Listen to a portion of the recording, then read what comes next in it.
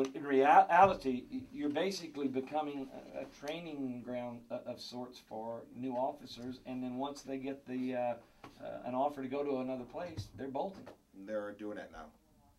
And so everything that you're putting into them, the time that you're spending teaching them, training them, is all lost. And now here comes a whole nother group. It comes back to that of retaining the best and the brightest, and we're no longer getting those. And you learn to work with people too. And after so many months and so many years, you learn to think how the department thinks, and you learn to to follow everything you've been taught. And then you're out the door, and here comes a whole other group that comes in. I just think that's a lot. That's a waste of time. And well, I mean, some of their attitudes on the commission is you guys are just lucky to have jobs, and that's a terrible attitude to have. Yeah. That's got to be the wrongest position. You could give a badge and gun to anybody and send them out on the street. It would be a policeman. Of course. And now the job they do, some of the worst. Exactly. You may not see the best job done. You better believe it. And their liability may be a little higher with them. But what is that going to do if they make a freshman mistake? What is that going to say for the whole police department? You're all put at risk because you're bringing in all these young guys or gals who are being trained, not any fault of theirs, but they just may not know how it's done. Well, this job isn't for everyone either. Right. And you have a lot of people entering this job field because there are no other jobs. Right.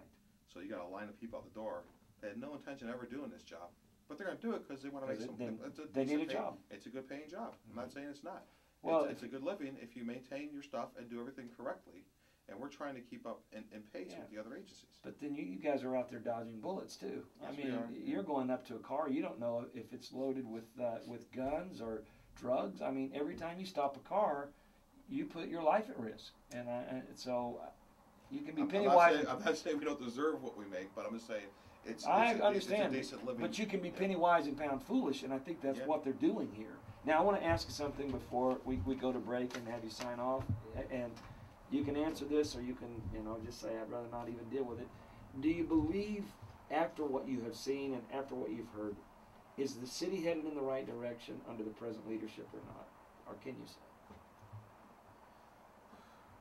I'm going to go with no comment on that. Okay. I mean, of course, because I got so much frustration right now with the way we're being treated. Yes. And I don't think I might be looking at all the angles, give a real appropriate response to that. Because I understand redevelopment downtown. I understand the importance of trying to bring in more commerce and stuff like that. If there's a plan. If there's a plan, plan. there's no plan. I'd be waving Are you talking about the $750,000 they got set aside for just stuff for doing something at the park downtown? I don't know. That might be what we're talking about, and I do appreciate that. But at tough times, tough decisions, like I certainly I'm 100% against. I'm spending $6 million on a piece of grass. Yeah.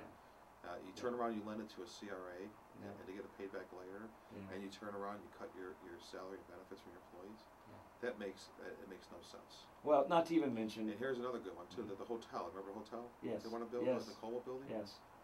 Why would a city, a private enterprise, will not touch this project?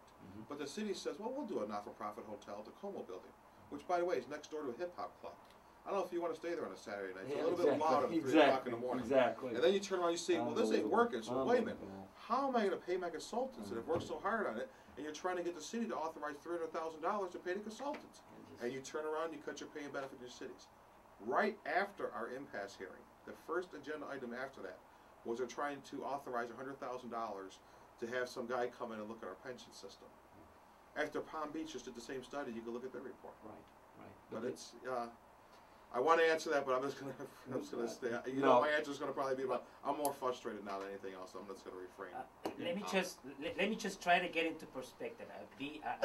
I'm a West Palm Beach resident. Yes. I'm a taxpayer. Yes. I know that I sleep better at night because you guys are awake. Okay, I sleep fine at night knowing that you guys got my back. I mean, that's how we say on the street. So let me get this straight. You said as a union officer, I think we have too many cops. That to based justify upon the budget. Based upon the budget and based upon the population.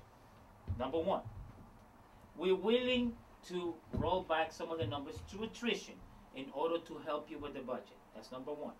Number two, you said we want to keep the STEP program. And by the way, we have money through our pension a little surplus in our pension, and we're able It's health insurance. the health insurance.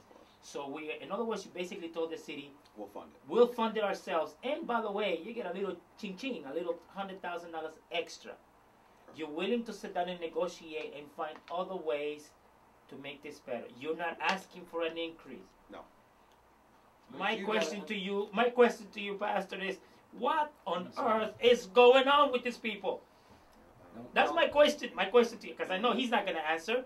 I mean, are we having, you know, is somebody I can't throwing? answer 'cause I don't know. He can't answer that. I mean, that come would mean on. I'd I have don't to get into the minds of these people, and so I'm not even going to ask you one of the other questions I had written down about how do the officers feel about Mayor Frankel's attempt to eliminate the term limits, but I'm not going to ask you that question. No, we will. No. I'll answer that for the union. Oh, you Oh, will? yeah. We will fight that 100%. Oh! Oh, thank you very much. We will fight that 100%. All right. Thank you, Sergeant, for being with us today. Thank you for It's having me. been you brighten our day. Thank you so much. All right. It's good to have you with us.